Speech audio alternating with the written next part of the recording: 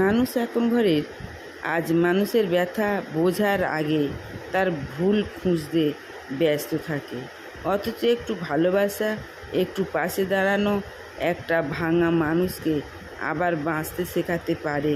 কিন্তু একটা মানুষের পাশে দাঁড়ালে সেই মানুষের জীবন যে নষ্ট হয়ে যায়, সেই জীবন তার নতুন করে আবার সে উঠে দাঁড়াতে পারে।